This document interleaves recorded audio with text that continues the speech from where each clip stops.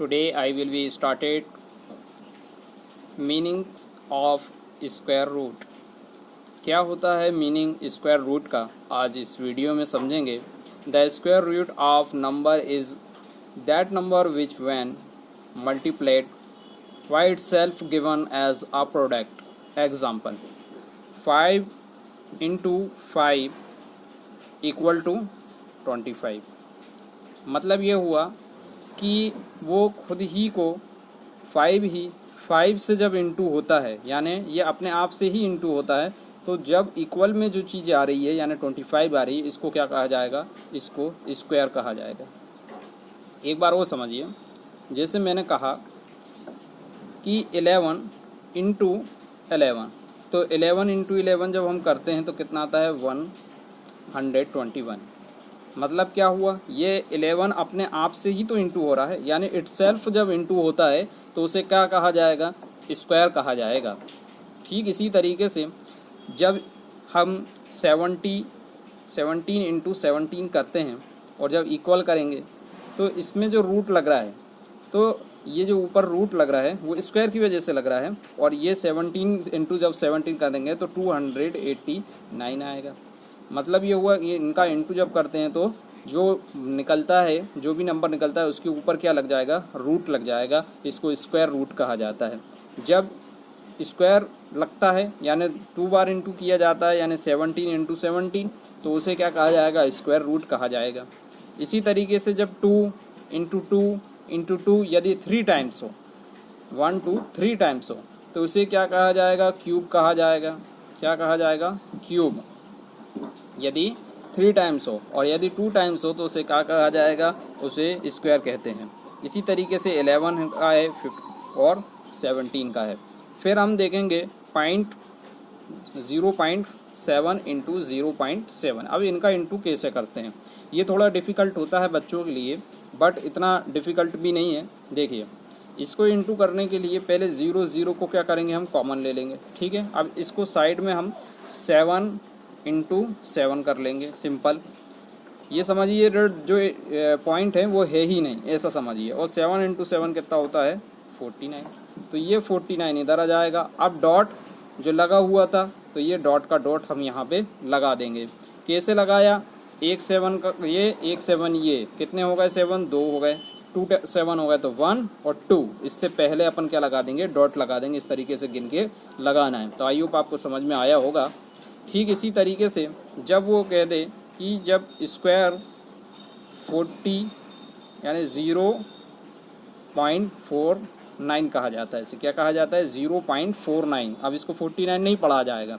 इसे कैसे पढ़ते हैं? जब भी पॉइंट लग जाए तो पॉइंट के लगने वाली जो बाद के डिजिट हैं, बाद के जो नंबर हैं, उन्हें क्या पढ़ा जाता है? 4 पढ़ा जाएगा और 9 पढ़ा जाएगा। इसे 49 नहीं पढ़ा जाता। क्यों? क्योंकि पॉइंट लग गया है। अच्छा, यदि ये पॉइंट के पहले होते तो इन्हें कैसा पढ़ा जाता? 49.2। 49.2। और पॉइंट के बाद जितने भी आ जाएंगे वो सिंगल पढ़ा जाएगा। जैसे 2 के बाद 1 आ गया तो क्या पढ़ा जाएगा? 49.21। इसे 21 नहीं पढ़ेंगे, जबकि क्या पढ़ना चाहिए था? 21 पढ़ना था। लेकिन क्या पढ़ेंगे? पॉइंट के बाद यदि लगाए तो 2 और 1 पढ़ा जाएगा। आई होप आपको समझ में आया होगा। ठीक वही चीज़ मैं आपको बताना चाह रहा था। जैसा कि इसमें हम नीचे वाला देखेंगे, क्या दिया है इसमें? सिंपल दिया है 0.25 दिया है, और इसी को इंटू किससे करना है? 0.25 से करना है। अब ये फिर पॉइंट वाला आ गया, तो मैंने कहा था कि 0 को क्या ले लेना है? कॉमन लेना है, यानी 2 बार लिखने से अच्छा एक बार लिख लो। अब 25 का 25 में इंटू करेंगे। क्या करेंगे? 25 का 25 में इंटू करेंगे। तो 25 जा कितना होता है? 625 होता है। ये क्या किया हमने? इन दोनों का इंटू किया, और बाद में जो डिजिट था उससे पहले हमने इंटू लगा दिया। 1 2 3, यानी 3 डिजिट के पहले क्या लगा दिया हमने? पॉइंट लगा दिया।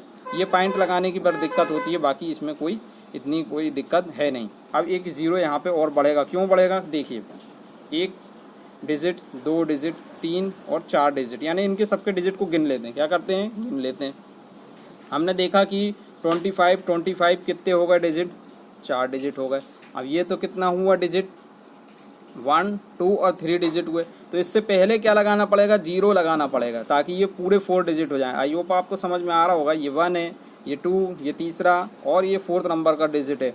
क्यों लगाया है, क्योंकि 25 में 2 है और 25 में भी 2 डिजिट है, तो 2 और 2 4 होता है, इसलिए 4 डिजिट से पहले क्या लगाएंगे हम, पॉइंट लगाएंगे, इसलिए ये 0 बढ़ाया है ताकि 4 डिजिट हो जाएं। तो इस तरीके से होगा इसका इनटू करना। अब यदि आपसे ये पूछ ले कि इसका ये स्क्वायर है, इसे सॉल्व करिए, 0.0625 और 5 क्यों पढ़ रहे हैं, क्योंकि पॉइंट लग गया। पॉइंट के बाद वाले कैसे पढ़े जाते हैं, 0 को 0, 6 को 6, 2 को 2 और 5 को 5 पढ़ा जाता है। अब यदि इसका पूछ ले तो हमें मालूम है कि जब ये पीछे आया है तो इसको ओपन जब हम करेंगे तो ओपन करने के लिए 0 का 0 कॉमन आएगा और ये खुलेगा कैसे, 2, 5। क्यों हुआ, क्योंकि 25 को 25 से इंटू करते हैं तो कितना आता है, 625 आता है, इसलिए हुआ। इसके बाद यदि इंटू वाला आ जाए, देखिए जैसे अपॉन में है 3/8 और 3/8 यानी ये इंटू में है।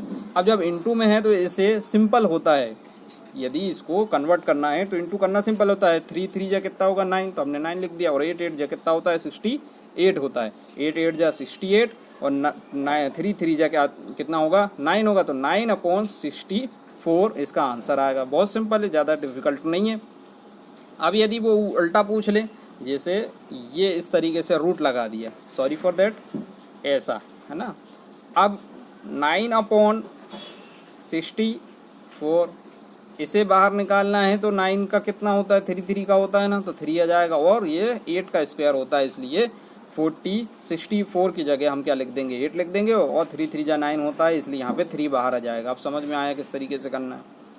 ज़्यादा कोई इसमें डिफ़िकल्टीज़ नहीं आएगी, बट प्रैक्टिस यदि आप करते हैं तो काफ़ी अच्छे से हो जाएगा। तो ये होमवर्क में भी रहेगा, जैसे ये 10 वाला आप होमवर्क में करिए, है ना, इस तरीके से 100 आएगा। ये वाला होमवर्क में रहेगा, ऐसे करिए, ये वाले सब इन्हें होमवर्क में आप कोशिश करिए, बार बार प्रैक्टिस करिए। प्रैक्टिस करेंगे तो ये बहुत अच्छे से बनने लगेगा, और ये एग्ज़ाम के पॉइंट ऑफ व्यू से काफ़ी इंपॉर्टेंट है। फिर मैं नेक्स्ट स्लाइड निकालता हूँ, जो नेक्स्ट स्लाइड में ये नेक्स्ट स्लाइड है, जिसमें फाइंड करना है हमें square root of a perfect square. कैसे करना है परफेक्ट स्क्वायर, इससे पहले हमने जो पढ़ा था उसके, यानी परफेक्ट क्यूब। अब परफेक्ट स्क्वायर पढ़ रहे हैं, क्या होगा, कुछ नहीं है। देखिए सिंपल मैं आपको बताऊं, इसमें ज़्यादा दिमाग लगाने की ज़रूरत नहीं। सिंपल हम क्या लेंगे, इसका एलसीएम। क्या लेंगे, एलसीएम। एलसीएम लेने के लिए एक वीडियो आपको चैनल पे मिल जाएगा, वहाँ पे देख सकते हैं।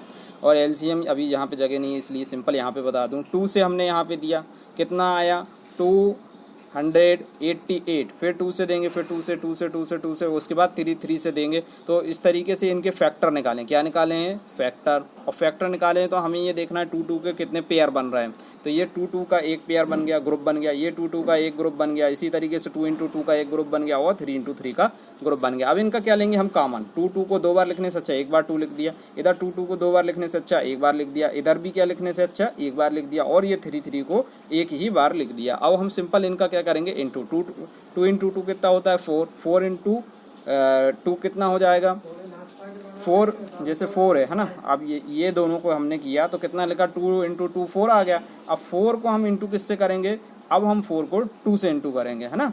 तो फिर कितना आ जाएगा, 8 आ जाएगा। अब 8 को हम किससे करेंगे, 3 से करेंगे। किससे करेंगे, ये 3 लिखा हुआ है ना, ये 3 को अपन ने 8 से कर दिया तो कितना आ जाएगा, 24 आएगा।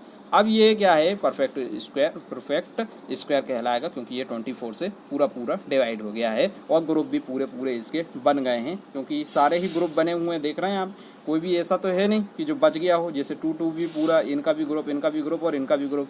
यदि 3 बच जाता, एक 3 और होता, तो फिर ये परफेक्ट स्क्वायर नहीं होता। या तो फिर एक 2 और बच जाता और वो किसी के साथ नहीं आता, यानी सबकी ग्रुप बन गए हैं, और 3 एक बच जाता और 2 एक बच जाता। यदि बच जाता तो फिर वो परफेक्ट स्क्वायर नहीं होता। तो आई होप आपको ये समझ में आया होगा, और इसी तरीके की वीडियो पाने के लिए आप आगे की जो नेक्स्ट वीडियो आएंगी, नोटिफिकेशन आएगा तो उसके हिसाब से आप देख सकते हैं। तो अगली मुलाकात आपकी नेक्स्ट वीडियो में होगी।